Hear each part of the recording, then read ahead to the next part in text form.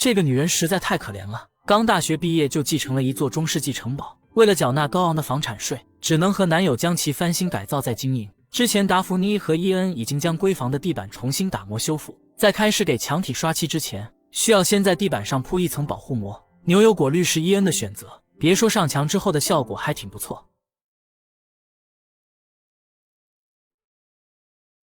為了讓牆面色澤一致、厚度均勻，還需要再過第二遍牆漆。此時約好過來安裝插座的電工弗洛也提前到來，真是來得早不如来得巧，這不妥妥的免費勞动力嗎？等待油漆刷的差不多後，弗洛終於可以将開關和吊燈給安裝好。完事後，他們又來到城堡側門的停車場，這邊的照明燈時常故障，一閃一閃的，多少有些恐怖。雖然有足夠高的梯子，但一般人爬上去也得兩腿發軟。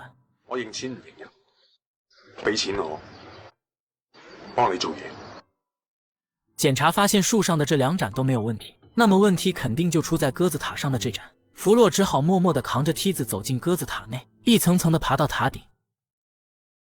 果然就是這盞燈的線路老化發生的短路，重新梳理好線路之後，路燈終於重獲光明。在維修過程中，弗洛還發現了一件有趣的事情，在大樹的生長過程中，樹皮竟然將電線給包裹進入體內，這不禁讓達芙妮冒出給他接根地線的想法。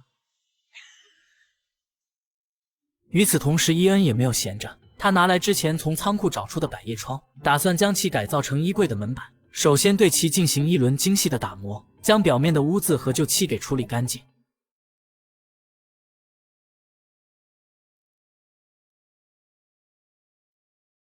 經過磨皮之後的木板露出了細緻的紋理，這正是他們想要的原木風。之後再將其裁切成合適的長度，就可以通過導軌安裝到櫃子上。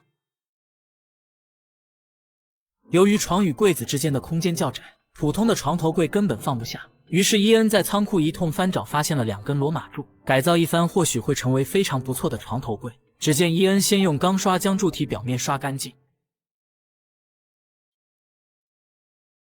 而後找來一塊破石板，敲掉破損的部分之後，放置在羅馬柱上，這效果還真不賴。考慮到暖氣管道有點影響顏值，在安裝地腳線時乾脆直接將其給包裹起來，順勢再用木板制作出一個窗台，實木的材質還能與櫃門相呼應。最後達芙妮再拿來之前淘來的物品給布置好，現在她的閨房改造就算完成了。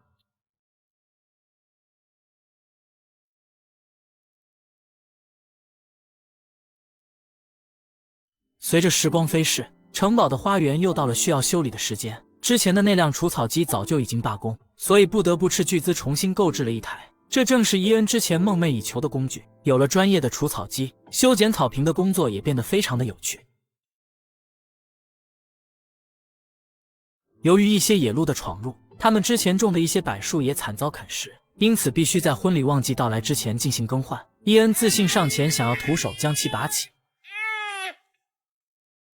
顯然這家伙還是高估了自己的腰力，最後不得不拿起鏟子先鬆鬆土，才能將其連根拔起，最後再換上一顆新的。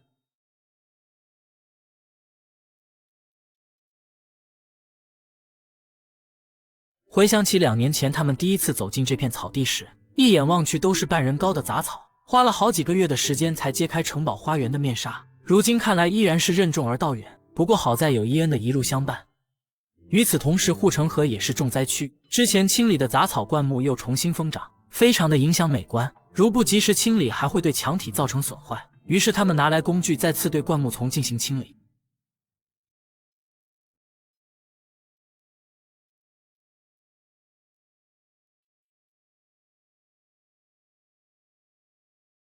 为了防止杂草春風吹又生，他們決定不如用火攻。伊恩立即拿來了火焰槍，將附着在城牆上的雜草樹根給煉化。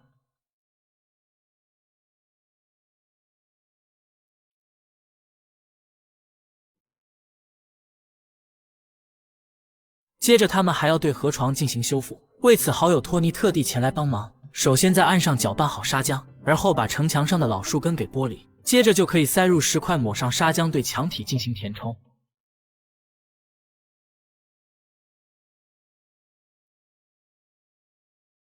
經過修復之後的城牆看起來又堅固了不少。其實城堡的修復工作就是這樣的周而復始，無限循環。有些人光看着就覺得很累，有些人卻樂在其中不能自拔。